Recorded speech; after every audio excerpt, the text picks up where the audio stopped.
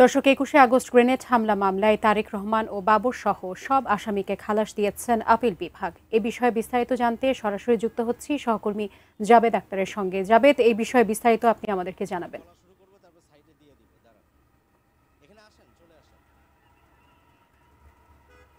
জাবেদ, নিশ্চয়ই আপনি আমাকে শুনতে পাচ্ছেন। কিছুক্ষণ আগেই কিন্তু আমরা সরাসরি ছিলাম আইনজীবীদের ব্রিফিংয়ে। খালাসের ঘোষণা হওয়ার পর আপিল বিভাগ থেকে যে ঘোষণা করা হয়েছে, গ্রেনেড হামলা মামলার সর্বোচ্চ আদালতের রায় হলো এবং এই সর্বোচ্চ আদালতের রায়ে বিএনপির ভারপ্রাপ্ত চেয়ারম্যান তারেক রহমান এবং সাবেক স্বরাষ্ট্রমন্ত্রী লুৎফুজ্জামান বাবর সহ যে ৪৯ জন আসামি ছিলেন তারা সর্বোচ্চ আদালতের রায়েও খালাস পেলেন।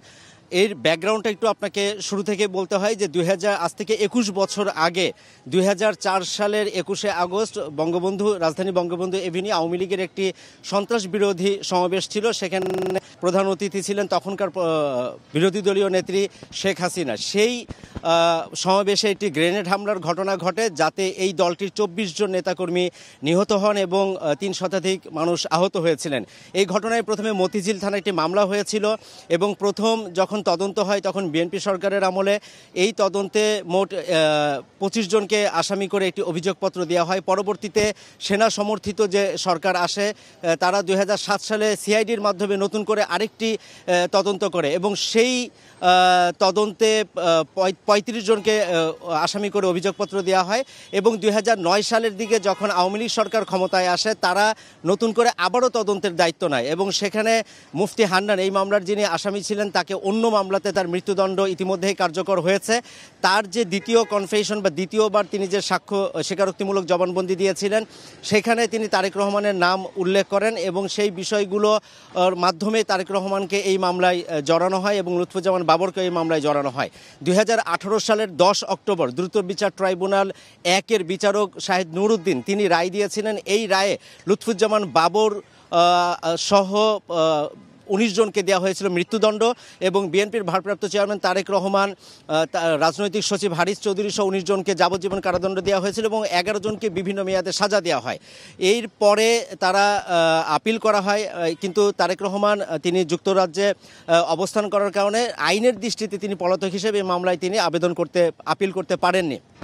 এই গত সরকারের আমলে দীর্ঘদিন এই আপিল শুনানির অপেক্ষায় ছিল, অর্থাৎ হাইকোর্টের সেই আপিলের শুনানি হয়নি, এটি ঝুলেছিল।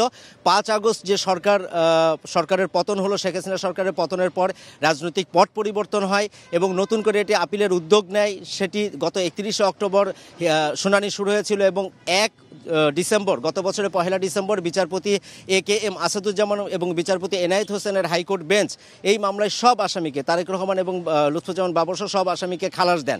এই রায়ের বিরুদ্ধে রাষ্ট্রপক্ষ আপিল করে, গত ১ জুন তাদের আপিল গ্রহণ হয়। ১৭ জুলাই এবং ৩১শে জুলাই এই ২ দিন ছাড়াও গত মাসের ১৯, ২০ এবং ২১শে আগস্ট এই ৫ দিন রাষ্ট্রপক্ষ এবং আসামিপক্ষের আইনজীবীরা প্রধান বিচারপতি ডক্টর সৈয়দ রেফাত আহমেদের নেতৃত্বে ৬ সদস্যের যে আপিল বেঞ্চ সেখানে তারা শুনানি করেন।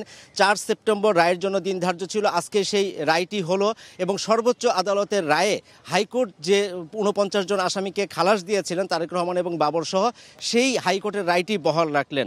এর ফলে তারেক রহমানের বিরুদ্ধে বা লুৎফুজ্জামান বাবরের বিরুদ্ধে যেহেতু সাজা পাওয়া আর কোনো মামলা নাই, অতএব তাদের বিরুদ্ধে বাংলাদেশের কোনো আদালতে আর কোনো মামলা নেই, এটি তাদের আইনজীবীরা জানিয়েছেন এবং কয়েকটি পর্যবেক্ষণ দিয়েছেন। একটি বলেছেন যে হাইকোর্ট একটি পর্যবেক্ষণ দিয়েছিলেন যে এই মামলাতে নতুন করে তদন্ত করার জন্য এবং তার যে পর্যবেক্ষণের অংশটুকু সেটি স্বরাষ্ট্র মন্ত্রণালয়ে পাঠানো হয়েছিল, সেটিকে হাইকোর্ট বাতিল করেছেন।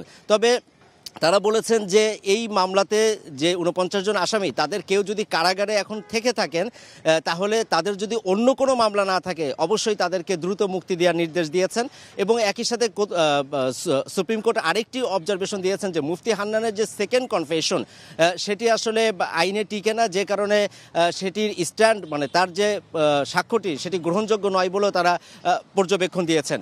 এখানে রাষ্ট্রপক্ষের আইনজীবী অ্যাডভোকেট মোহাম্মদ আসাদুজ্জামান তিনি কথা বলেননি এখনো পর্যন্ত, কারণ হচ্ছে তারা একসময় এই যারা আসামি পক্ষ তাদের আইনজীবী ছিলেন, সেই কারণে তারা আজকে কোনো বক্তব্য দেননি। তবে এখানে আসামি পক্ষের যারা আইনজীবী ছিলেন এস এম শাহজাহান, তারা কথা বলেছেন।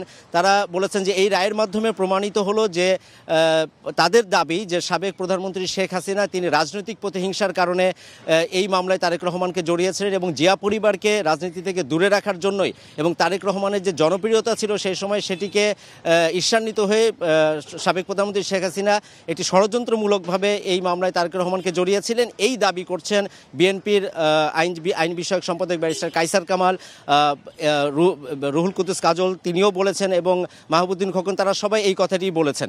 কিন্তু একটা প্রশ্ন ছিল যে এই যে 24 জন মারা গেলেন বা যারা আহত হলেন, ঘটনাটি তো ঘটেছে, এটি সত্য, কিন্তু তারা আসলে কিভাবে প্রতিকার পেলেন এ বিষয়ে তারা বলেছেন যে বিচারিক আদালতে যদি যথাযথভাবে সাক্ষ্য গ্রহণ হতো এবং সেখানে যদি মামলার সঠিক প্রক্রিয়ায় এই মামলাটির বিচার দেওয়া হতো, তাহলে যারা আহত হয়েছেন বা যারা নিহত হয়েছেন, যারা ভিকটিম পরিবার, তারা যেমন ন্যায় বিচার পেতেন, একই সঙ্গে এই যে 49 আসামিকে ভুলভাবে যে তাদেরকে এখানে আসামি করা হয়েছে তারাও ভোগান্তির শিকার হয়েছেন, তো তারাও ন্যায় বিচার পেতেন, এই বিষয়টি তারা উল্লেখ করেছেন।